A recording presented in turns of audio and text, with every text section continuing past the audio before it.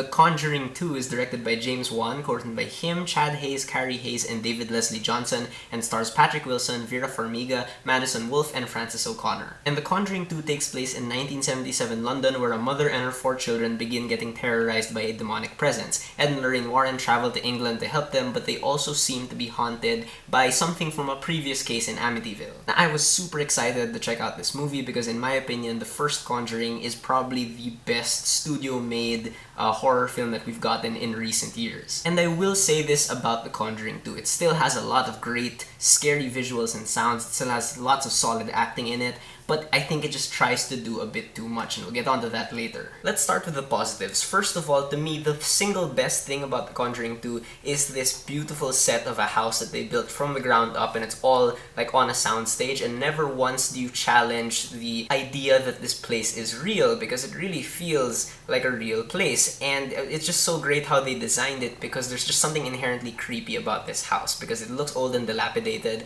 and what's cool is that there's something creepy and significant that happens in every single room and hallway, so that builds up like the fear factor whenever you travel around this house throughout the movie. There's lots of great makeup in here to make the spirits and demons look suitably disturbing, and great cinematography from Don Burgess, who really is able to set the atmosphere through lighting and colors and Dutch angles. And trust me, there is some really creepy, frightening imagery here that will burn itself into your heads, and there's some CGI in this imagery, but it's just enough to make it look not fake. And there's always great sound design and sound mixing, lots of disturbing sounds coming out of this little girl's mouth, and sounds coming from all around, so you don't really know where, to feel safe. And we get to hear Patrick Wilson sing an Elvis song, so that's kind of cool. Speaking of Patrick Wilson, his chemistry with Vera Farmiga is just as good as ever, and you totally believe that these two are a married couple.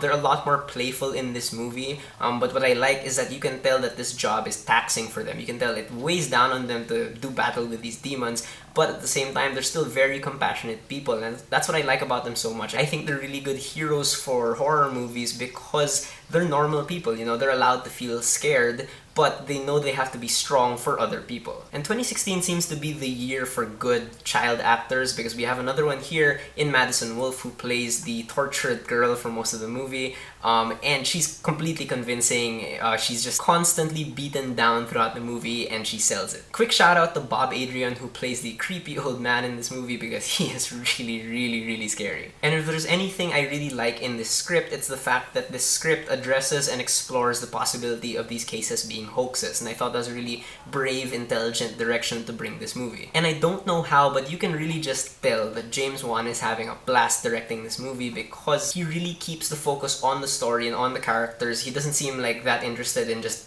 torturing them. He really seems to be invested in these characters. There's a fluidity to the way he floats his camera around, especially like when he starts touring the house at the beginning. As usual, he doesn't waste a single jump scare, and he has a lot of really long takes in this movie that are really effective and really scary, and especially when they're paired up with sharp editing from Kirk M. Morey, and this combination really keeps the tension at a maximum, because every single time the camera rounds a corner, or every time you feel like a cut is coming up, you're on edge, because these guys really know when to play scares that you don't really expect them. However, I did have quite a few issues with The Conjuring 2. For one, it's just too long. This movie is 2 hours and 20 minutes long. It's like superhero movie length. And for me, that's too long for a movie like this. And it's not really just the length, it's the pacing of it, because the Warrens and the Hodgsons, the British family here, like, they're kept apart until halfway through the movie, and up to that point, it doesn't really feel like the Warrens arc and the Hodgsons arc really feel like they're naturally supposed to go together. And so when the two families converge in the middle, that's the only time it really feels like the movie is starting. And towards the third act, it really just screeches to a halt, and it kind of becomes a bit boring.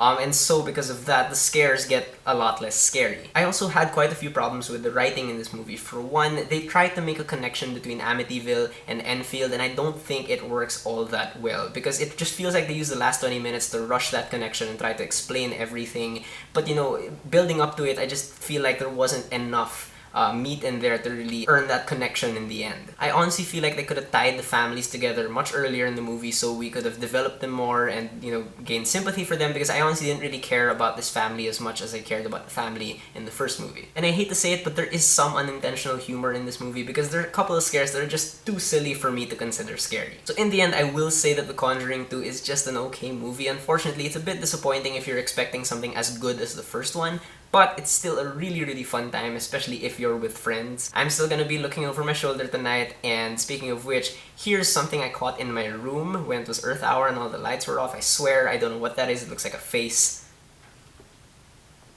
But yeah, good luck to me. So have you guys seen The Conjuring 2? And what do you think about it? Whether you agree with me or not, please leave me a comment. Let's have a conversation.